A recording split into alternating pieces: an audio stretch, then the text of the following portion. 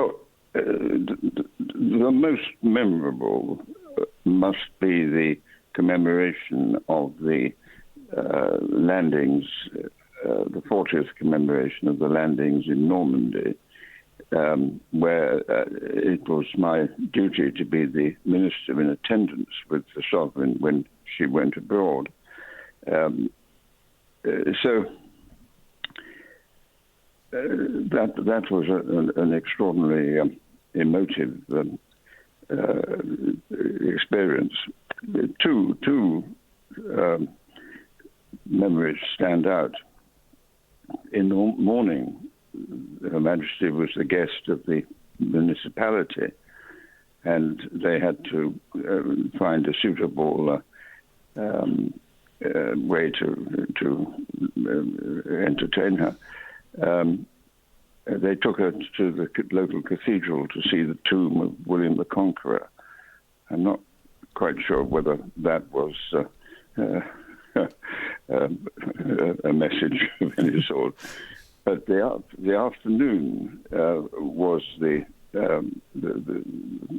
time of the two ceremonies that I took part in. The first was, of course, the huge Allied commemoration of the landings on the Sword in Utah and Armanche beaches. And that was a great international commemoration. But the most emotional of them all was the ceremony that followed, which commemorated the landings at Armanche, which were, of course, where the Brits landed. And there was this ceremony. The town of Armanche is very small, and it opens out to the sea, so and the beach where the troops came. But there were then three sides, a back and two sides, and at the junction between the two sides and the back were openings. And so Her Majesty was obviously in a central position, and the others of us were lined up behind. And the ceremony began with the sound of the drums of bands, and that got louder, and then they came, and one is tempted to say they marched past, but of course they didn't march. They were wheeled, or they tottered on their sticks, limped. These were the survivors of the men who had crossed that sandy beach 40 years before. And I remember, as I watched, wondering how Her Majesty was able to control emotions and memories of this sort.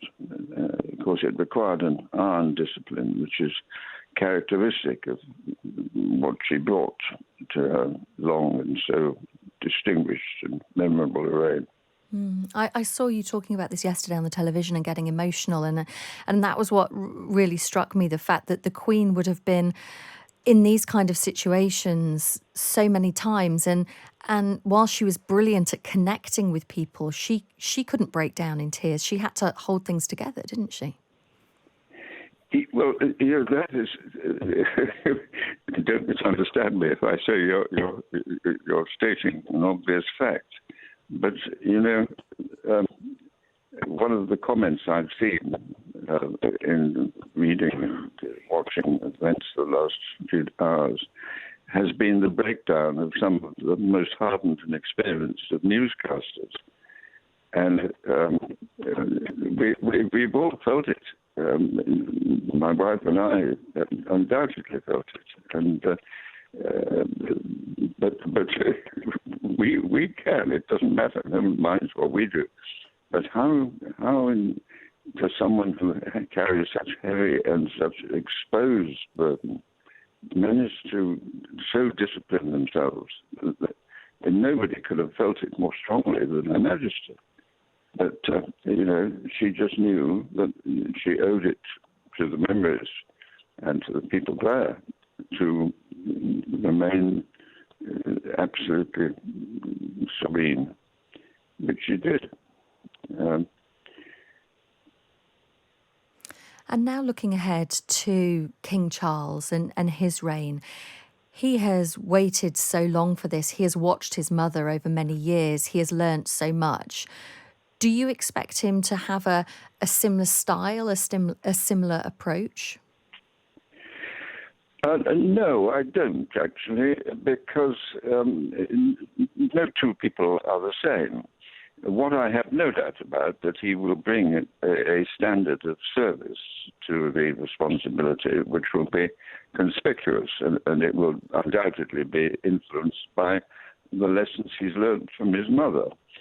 But there is a very important difference between the two sovereigns.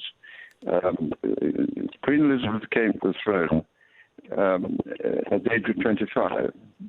I actually remember vividly, I was driving along, coming from a by-election in Bournemouth, if I remember correctly, when the news of her father's death was announced.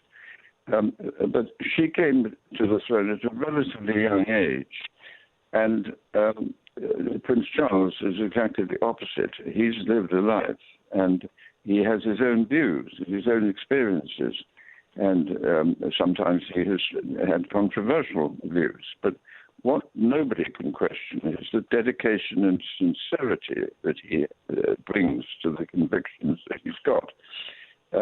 And I think he was absolutely right to pursue a full life and to influence as he felt appropriate.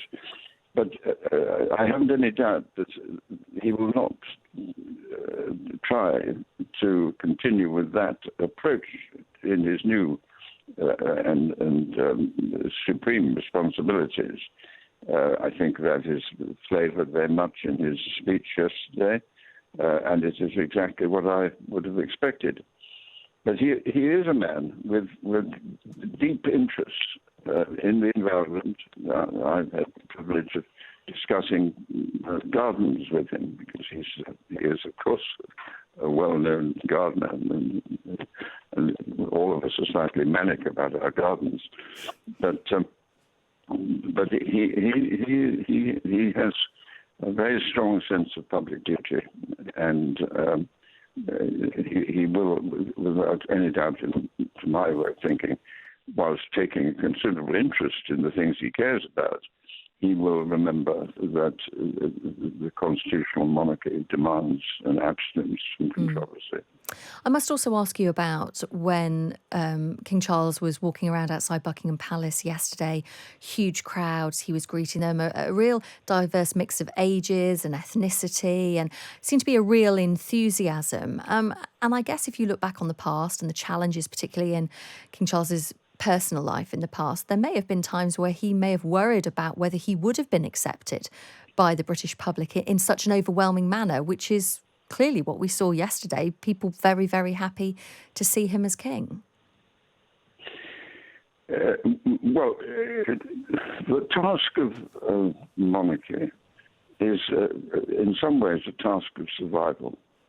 I mean, the Windsor dynasty, it doesn't just assume a sort of divine right of kings. They care deeply about the privileges and opportunities of monarchy.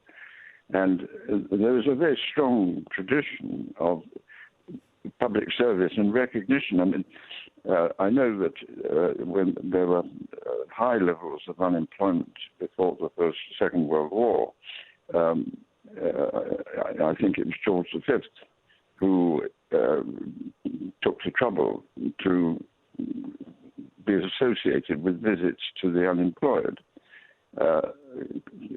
Certainly in my lifetime, George VI and Queen Elizabeth then were brave to a point when they stayed in London during the bombing so that they could share the experience of the East End of Londoners. I mean, that made a huge impact. And so you can see this tradition of service, which has been conspicuously followed by Her late Majesty. And I haven't the slightest doubt that Prince Charles will have thought about these things very clearly. And certainly, I mean, if you look at these things from a political perspective, the composition of this country today and the success of the various racial mix conspicuously in the newly appointed government, but that is merely a small part of a much wider scene. We are now a multiracial society. And if you think of, in my lifetime, I have seen the need for legislation in the 1960s to outlaw discrimination on grounds of color, class, and creed. Excuse me. In 1968, we had the infamous speech by Enoch Powell. You can't believe that this is the same country. How it's changed so much. Listen, Lord Heseltine, it's been an absolute pleasure speaking to you this morning. Thank you so much for your time.